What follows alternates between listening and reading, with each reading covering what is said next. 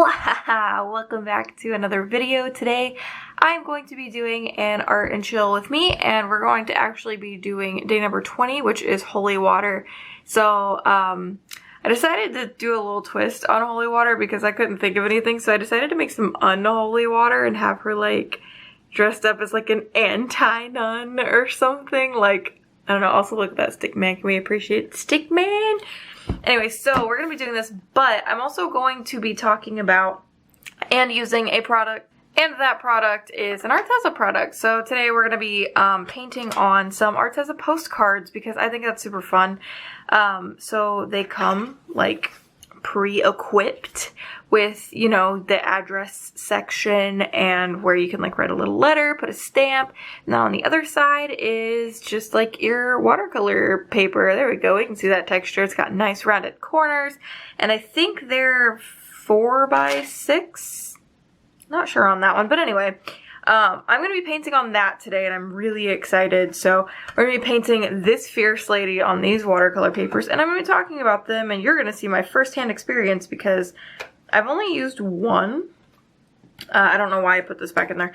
I've only used one before, so I thought that you could kind of get my real-time impression, and I'm going to kind of throw my reference up there just so I can get to sketching. I'm going to do a little sketching on camera, but I don't like to do all my sketching on camera, so I'm just going to do a little bit. But I think I'm going to leave the edges as is. I don't think I'm going to actually tape off the edges here, and we're just going to go in. So I'm really excited because I found this pose and I really like this pose. And actually, the pose reference is of a nun, which I find very funny.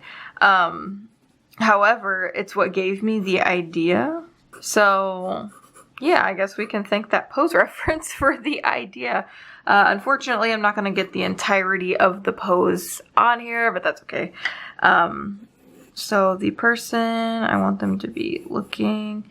I love doing 3/4 view, and I should probably stop, but it's fine. It's fine.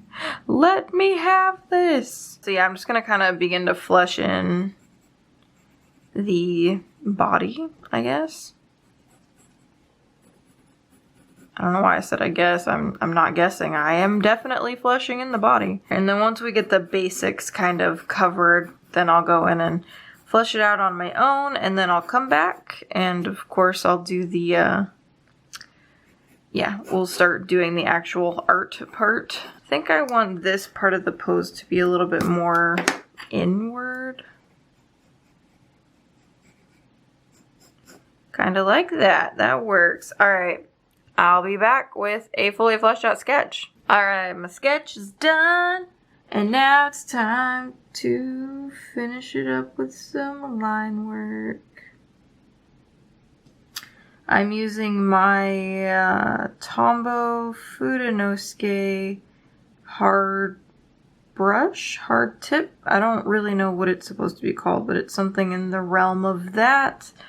I typically, at least during this FANGTOBER, I've been kind of jumping between my Pentel Pocket Brush Pen and this pen because I want to get better with them, so that's kind of what I'm doing. And usually the smaller pieces, I'll use the hard, like the Tombow one, but with the bigger pieces, I've actually been using the Pocket Brush Pen just because I feel like I have enough control with the Pentel Pocket Brush Pen to do it on the bigger pieces. I definitely don't feel like I have that much control over it quite yet, so I'm still learning. I don't know what my deal has been lately, but I've been making like really large chins. Oh well, it's no big deal. It's just kind of like weird for me, I guess, because I'm not used to it, but it's like not on purpose. Also trying to like make this hood thing. I know it has a name, but I don't know what it is. Like work. It's like the nun hood.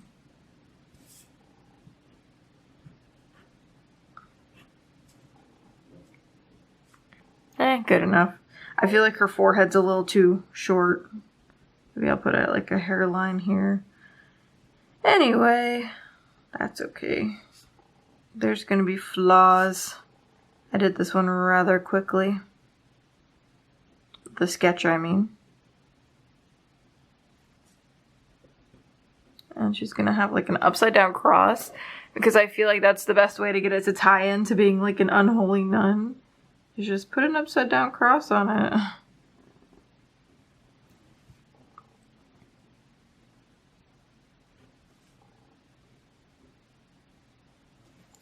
But yeah, this piece is kind of fun. I don't really have any ideas for a background or anything, but this piece is definitely fun. To just kind of play with the theme, you know. Oh shoot, I forgot there were fingers here. Just like really simple hand finger things in here.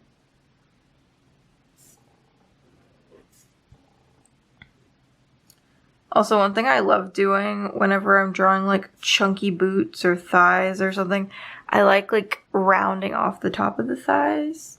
I don't know what it is, but like that's a nice look.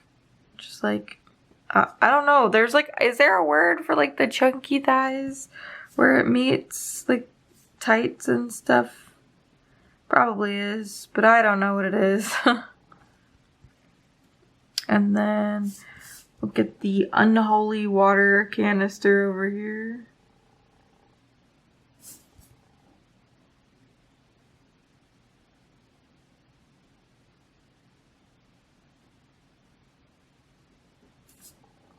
All right, now that we have that all inked, we're going to ink it again, but with black and white ink.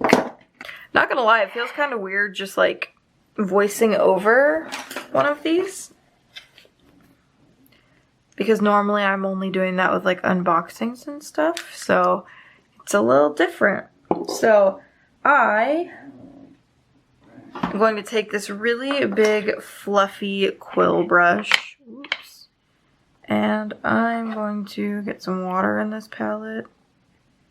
And then I'm going to get some ink. And then we're just going to kind of like messily pop this background in. Because we love a messy background here. I didn't tape it. And there's going to be a lot of ink on my desk after this. And I definitely want the edges of this to be quite messy, so I'm not going straight up to the edges here.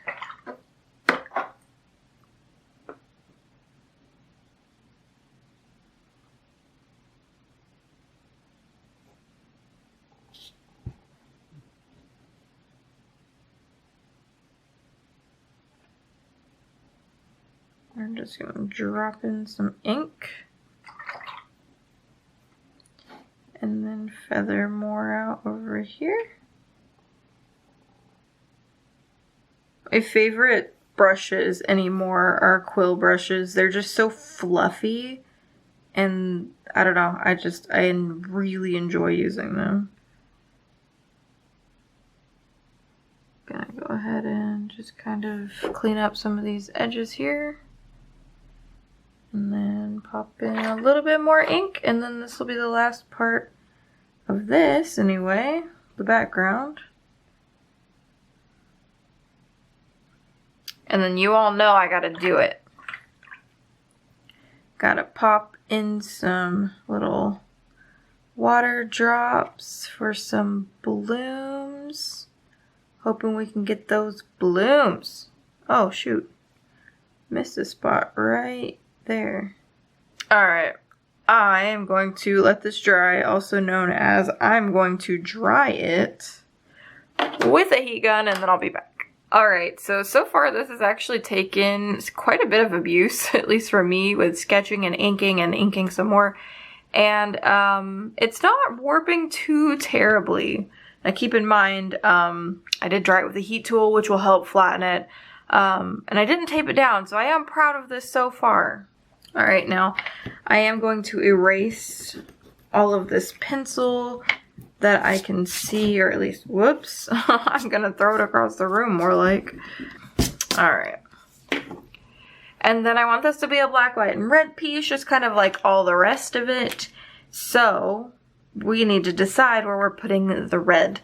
Now, my thoughts are do her shirt red, do her boots red, and then skirt and hood black. Because I really don't want to make her like Red Riding Hood, you know, so I think I'm just going to do that. And I am just going to go in with this Posca pen. I want to see how this paper does with Poscas, because Poscas tend to eat up everything. They're kind of like the standard. No, not really, but so far so good. I haven't like tried layering it, which is where you meet problems with Posca pens. Basically, if it's not super smooth, it's going to eat the paper. And this is a cold press paper, which means you're going to be able to see the texture and rip up that texture. I mean, so far so good. Whoops, I painted over the hand. That's fine. Didn't I say I wanted that black? New plan. Skirt, shirt red, hood, boots black. New plan. I don't know why. I was just really excited to color that skirt, and then here we are.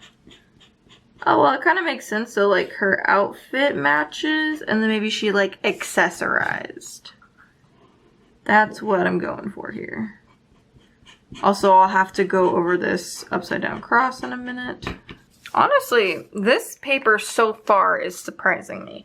Now, I've not done any, like, blending or actual, like, techniques on it yet. I've literally just, like, dropped a bunch of water and paint, or ink in, and used paint marker. So I've not done too much quite yet. Also, I want her eyes to be red. That's pretty much standard right now. And her little lips. Honestly, that was gutsy of me to use this really thick tip. Anyway, and then I am not using this quill brush. I will tell you that. Way too big for what I want to do. I need to find different paintbrush. Alright, we're just going to use this brush. And honestly, I think I was going to go in with almost straight black. The Liquitex black isn't like ultra dark, so I'm not too worried about it just like being ultra dark. If you layer it up, you can sure get it extra dark, but I don't really care because I don't actually want it to be. And then same with this hood here. We're just gonna swoop over pretty much everything. And swoop is a technical term. It's where you go swoop over everything. I don't know. Send help. I don't know what I'm talking about. Alright. Okay, so she doesn't look as bad once I've actually filled in the hood. I'm going to make it a little larger here. So I'm going to go outside the lines I've already created. And this will probably dry lighter, so I'll probably be able to see that line, and that is totally okay. Alright, now is the true testament of this particular paper, because I'm going to do a little bit of shading. And some Arteza papers aren't sized very well. They like to soak up paint, and that is not acceptable. Okay, it's acceptable sometimes, but it's not acceptable right now. So we're going to see. Oh, yes. This seems like it'll take a little bit more time to dry. This is supposed to be 100% cotton. Whenever Arteza says that, I kind of typically take that with a grain of salt. Just because it says 100% cotton doesn't mean it's sized correctly. And I'm still kind of learning all the technical words. But basically, if it's sized correctly, it means you have like longer work time, I think. And doesn't just soak everything in. So look at that. We've got like a little nice shading. Nice. And then we'll do a little right here. And I'm trying not to make it too watery of shading, but water control is still something I really need to like get better at. But it'll come eventually, am I right? with practice. Alright, and then under her neck is going to be the darkest area for shading, so I'm just going to go ahead and start out dark there and then just kind of feather it out. And then I'm also going to, one of my favorite things with vampires is adding the under eye shadow, just because it's fun. I don't know, I don't have a good reason. Not really much else to say. This is actually a really simple piece. I'm gonna shade this unholy water a little bit. I may add an outline all around it because those are always fun to do. I am also gonna go over this part and some of the like little shadowy areas just to kind of add a little bit of shading here. It's probably gonna bleed into the neck, and that's fine. I don't really care. And then I also want to shade the boots really quick. Add some darkness and feather it out. By feather it out, I mean I'm just gonna add like a big globule of water and then hope it doesn't bleed into everything. Which it probably will, which is fine. And then I need to take a step back and dry this because it's getting crazy. Alright, now that that is dry, I'm going to go over some of the earlier lines that got maybe hidden from like the paint marker or, you know, whatever. Basically, everywhere I use that Posca, just because it is a very opaque paint marker and it's going to go over everything, which is totally to be expected. And then I am also going to go over some of these areas with a white Posca. I am going to add like a little shine to these boots.